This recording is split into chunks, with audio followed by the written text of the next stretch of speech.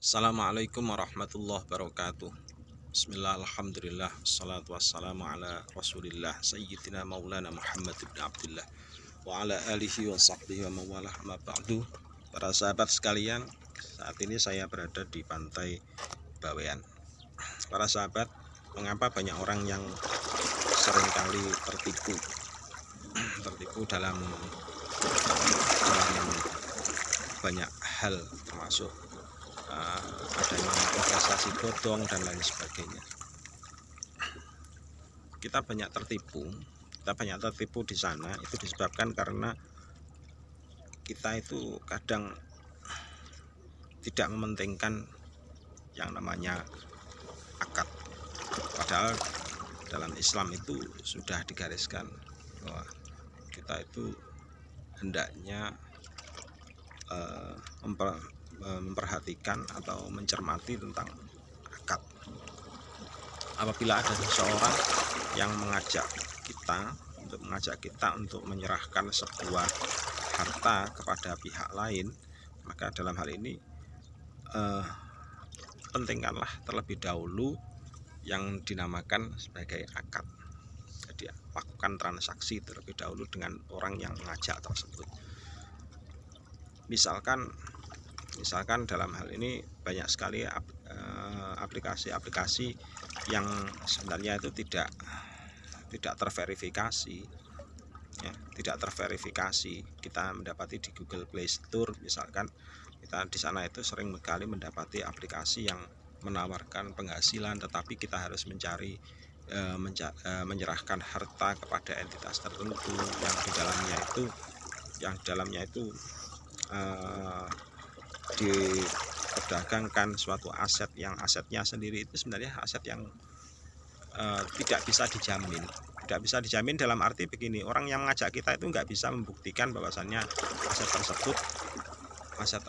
aset tersebut merupakan aset yang real misalkan. Nah, untuk menghadapi hal-hal semacam itu pentingkanlah akad, lakukan kontrak transaksi dengan orang yang mengajak. Misalkan ajak begini, kalau misalkan Anda sedang diajak, ya, ini kunci untuk menghindari terjadinya korbannya. Katakan kepada pihak tersebut bahwasannya Anda sanggup untuk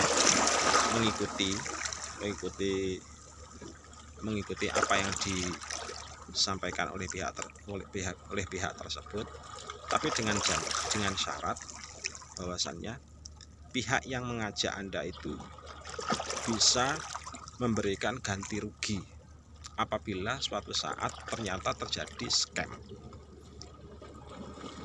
Ini jadi penting sekali. Scam itu maksudnya mandek. Seperti misalkan untuk kasus auto gajian. Jika auto gajian sebenarnya sudah bisa dibayangkan bahwasannya ada orang yang kelak itu akan membawa lari uang kita. Sebab apa? Sebab auto gajian itu seringkali juga dinamakan dengan istilah arisan, sementara anggotanya itu tidak terjamin dalam arti tidak selalu berada di situ. Terus kemudian tidak ada jaminan hukum sama sekali. Jadi akadnya hanya akad tolong menolong. Sementara dari pihak mereka menawarkan adanya plus level kelas, terus kemudian menjanjikan penghasilan. Nah, ini kan contoh daripada sesuatu yang tidak bisa dijamin, kan, ya.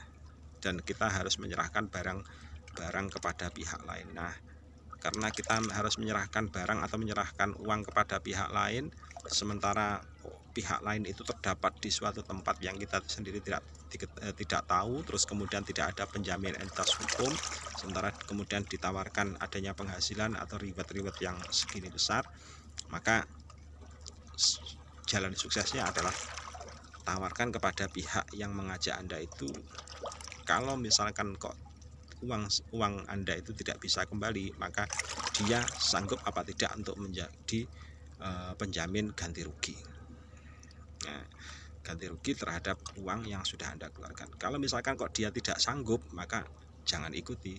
Sebab apa? Sebab Rasulullah itu melarang untuk mengambil laba atau mengambil reward yang diperoleh dari sesuatu yang tidak berjamin. Maka Rasulullah an-ribhi malam yutman. Jadi kita dilarang untuk mengambil reward, mengambil penghasilan dari sesuatu yang tidak ada penjaminnya sama sekali.